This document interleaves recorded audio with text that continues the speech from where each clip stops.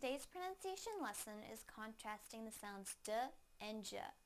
First, I will use each sound in a word. Then I will put the words into a sentence so that you can hear them together with contextual clues. Please listen closely to the differences in the sounds.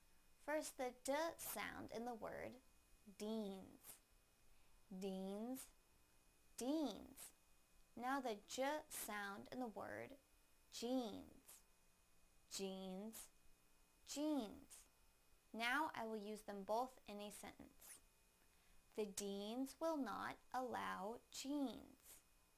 The deans will not allow jeans. The deans will not allow jeans.